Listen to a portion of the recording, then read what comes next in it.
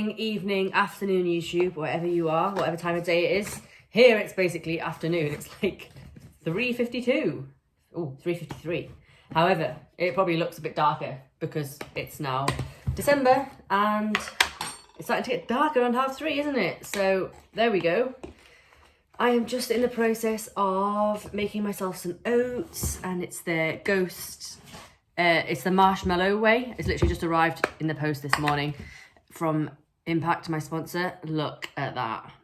Wow. So like it actually has like proper little marshmallow cubes in it, the Ghost way. I absolutely love Ghost when it comes to like obviously the energy drinks, the whey, etc. So I was buzzing when Impact started stocking Ghost products. Very happy with it. So yeah, I think back in the day, years ago, I bought some Ghost whey. So I already knew this was an absolute vibe of a whey. It wasn't like it's not like I'm taste testing it for the first time. But yeah, marshmallow, cereal milk flavour, bangs. So as always, you can use my discount code. Get yourself 10% off when you order from Impact. Support the brand, support me. I'm just having my first bowl of oats of the day, which is crazy because I usually have oats in the morning. However, yeah, currently, for me anyway, food is high. We've pushed up to like 2,800 now on a training day. And so for me, like, that's like 440 grams of carbs, which is like 1,760 calories coming from carbs. And I'm just shoveling down carbs. And when I wake up in the morning, like, I just have no appetite. And that's been the case for months now. And I've been literally like shoveling down, like, literally like feeling sick, shoveling down like oats in the morning. Or occasionally cream of rice when I've like accidentally run out of oats. And I'm not prepared to do it anymore. So I woke up this morning and I was like, why do I keep doing this to myself? Why don't I just like have something different for breakfast? So I had like a bagel and a squares bar, which just went down really easy. So I've had like 3 bagels today already, which is kind of what I've been doing on training days.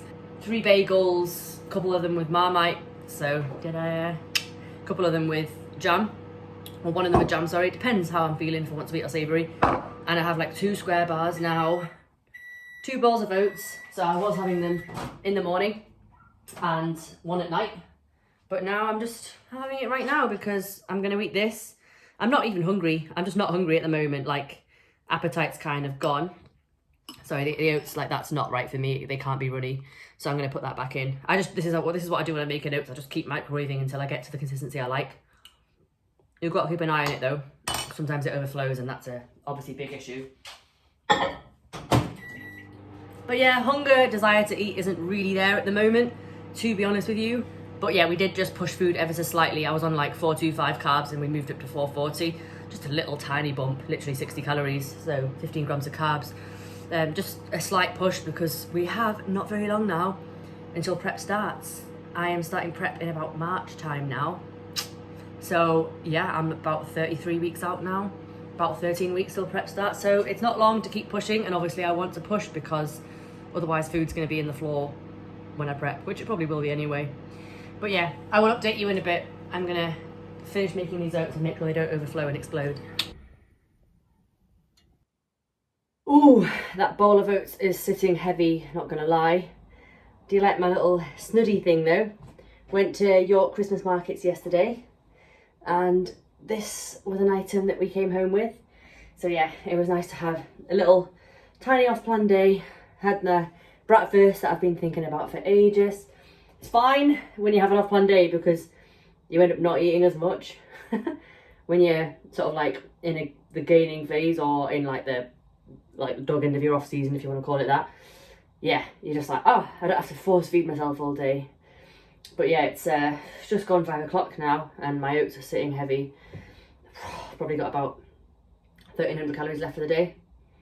Yeah, we'll get them in though, always do. But yeah, I trained with my client Hannah today, who is competing next year, so she's on prep now. She's a little sneak and managed to take lots of horizontal videos, which is good for this channel obviously. So I'm going to actually put the footage in of today's upper session. So we trained over the road at Altered Image, and I'll talk you through a little bit about the session. All right, so here we are with a voiceover. I know you guys have probably missed my training voiceovers. I do get comments saying that you guys like that. So yeah, this is my new kind of upper session. I've recently changed my only my upper sessions because they just literally weren't progressing anymore, whereas lower were still flying.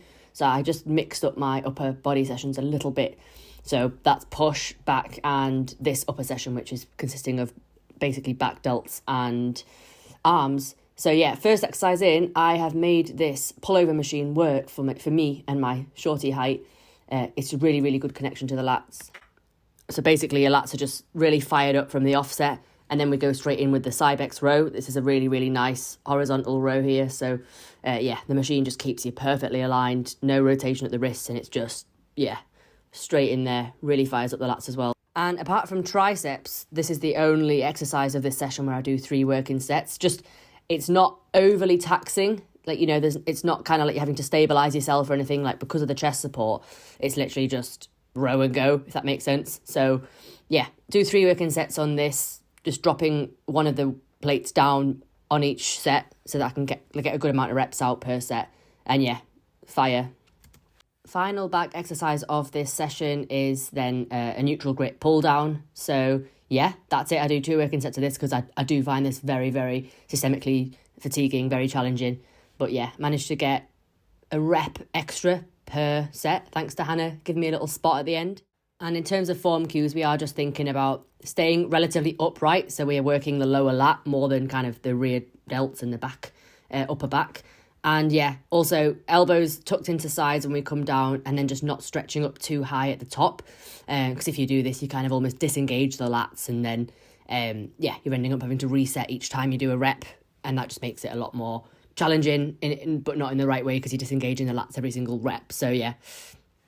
After this, then we moved on to like sort of push movements, shoulders, chest. So we did actually an incline dumbbell chest press first. However, this isn't filmed, but then following that, we moved on to the single arm machine lat raises. And then the end of my session is literally just arms. I do a superset with triceps, so just push downs and overhead extensions. And then I do single arm preacher curls for biceps, just literally taking it to failure each week. I don't track, I just literally take arms to failure, best way possible. So that's that in terms of the actual session. It's like 7:30 now, hence the Dicky glasses, but you know, they actually work wonders for me. So anyone who wonders about blue light blocking glasses, for me, means that I can still like do work in the evenings, means that I can look at my phone and things like that, and just takes the blue light off, deflects it, and means that I can sort of crack on without making my eyes really sore. And also, yeah, just it's then not activating my brain like as much as it would do. So it just basically allows me to sort of calm down for the evening prior to going to bed without me then having to stop using screens and stuff, because I kind of need to use screens, unfortunately. So yeah, anyway, that's the session wrapped up pretty much. So yeah, what I was just saying about arms is pretty much like, for me anyway, my opinion is that, you know, you don't need to like heavily load the arms. Like, I'm not trying to rip my, like, well, you know, like if I'm doing like really, really heavy overhead extensions and things, like I'm only just going to bring other muscles into it. I'm only going to run into problems with my joints, my elbows, etc., which I already have. Hence, like, you know, the support max joint and things like that. So for me, it's, you don't need to really overload the arms with loads of heavy weight. It's more just getting a really good connection, good stimulus, and just absolutely, like, for triceps, for example, I can get like so much blood in there that it's just like they physically cannot go anymore. So I'm not thinking about how much weight I'm adding each week. And if I was to log my arm, I would then feel the need to maybe progress. So I don't log, I just take it to failure every week. So I have a rough idea in my head, like, 'cause I'm good with numbers, like I'll remember what I hit last week. So like this week just gone, actually, the session I've just done, I actually did go a little bit heavier than I've gone before with like the triceps push downs and things. So I sort of know in my head like what weight I'm at roughly, but I'm not thinking about, oh, I need to have like this amount of reps, that amount of reps. I don't like to log to that extent when it comes to my arm training. So yeah, that was the session wrap up. We trained some abs after that, classic. I literally just try and put abs in. Like, probably the only time I don't is like after legs, when I'm absolutely gassed, but after like upper body sessions, which just means that I'm training abs like 3 times a week, minimum 2 times. So that's a lot more than I was doing last off season, which was pretty much non-existent ab training. So I'm hoping for a bloody 6-pack when I step on stage in 33 weeks time. So yeah, that's that. I also ran through some posing with Hannah, so I got to refine my bikini posing, which has obviously been a while, but I do obviously try and keep up to date with it, and I keep up to date with what the federations are looking for, so I can obviously help my clients and stuff. I gave Hannah an alternative transition to what she's been doing as well, just so she's got some variety. But yeah, the one she's been doing to go from like the front pose to the side pose is pretty nice. She's definitely developing a lot of confidence with her posing, which has been important for her, and generally speaking is important for any first timer who's perhaps like lacking a little bit of confidence to just kind of let go and be sassy with it, which you definitely need for bikini and for all like categories really.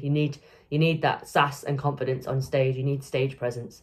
So yeah, it was good session. Good to see Hannah, good to catch up, good to make sure that she's generally okay, generally enjoying prep, and good to just refine our shows, because we had a little bit of a slight change of heart with calendars being released, and I'm not going to reveal that, but yes, we've had a little change of heart in terms of the shows she's doing, which is exciting. And yeah, I've also just messaged Tom to tell him about my appetite struggles. Sometimes I forget I've got a coach. It's like I speak to Tom once a week when we check in, and because I do all my own training and stuff, and I track my macros, so I pick all my own food sources, like sometimes I'm like, I've got a coach who I could ask, you know? Why don't I ask Tom what he thinks about my lacking appetite and what I can do about it? Because my thought was like, maybe just increasing fats a little bit in favour of carbs. But then I was like, we don't really want to be doing that. We really want, fat slow digestion. We actually want, it doesn't really make sense. What we want is, yes, it's easier to consume fats. Yes, it's easier for me to just have another squares bar, but that's kind of got a higher fat content in it. And yes, it's easier for me to like add more chocolate spread onto my oats or something like this. However, that's not really going to help me digest food and get it through my system faster and crack on with this phase. And also, yeah, I feel like my appetite's lacking a lot at the moment. And then my sort of plan B was, actually, why don't I just pull back on carbs for a few days? Because I don't want to take a deload. There's not enough signs that I need one. Like, okay, my appetite's going. My desire to train is not great at the moment. But I feel like that's just an environment thing. Like, I'm getting bored of Altered Image because I've been going there like 5 times a week. I need to just kind of mix it up and go to a couple of different places. Like, luckily I'm going to Birmingham this weekend for a posing seminar. And luckily I'm training it like down in Stockport next Saturday. So I've got a couple of things coming up. But yeah, I can change my training environment. I can deal with my appetite separately, but like performance, progressions and strength and things like that are not on the decline. Recovery is absolutely fine. So there's not enough signs that I need a deload. And I am hoping to wait off until Christmas time when I go home to my parents and they live in the middle of nowhere. There's no access to a gym. So I'd rather, I know it sounds bad, you should never plan a deload, but I know that I will be taking 5 days off maybe at Christmas.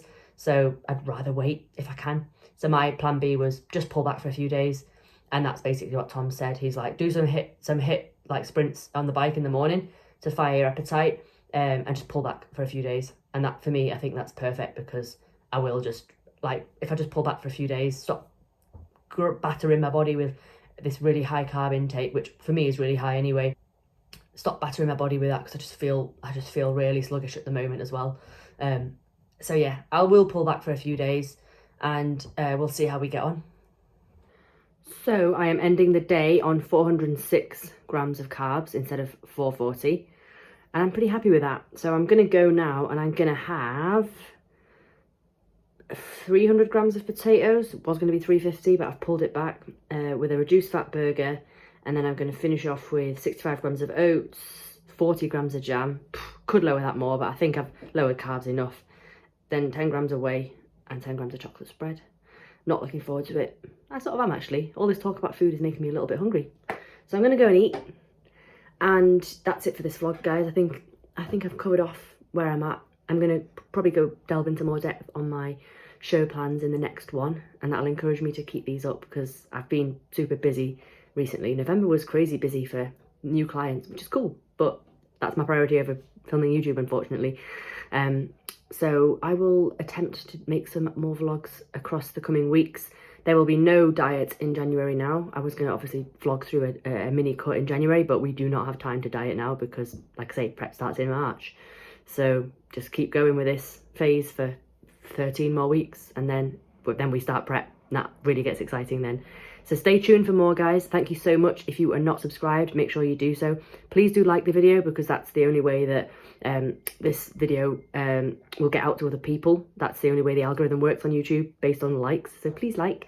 And yeah, other than that, drop your comments below if you have any. and I will speak to you in the next one. Ciao for now.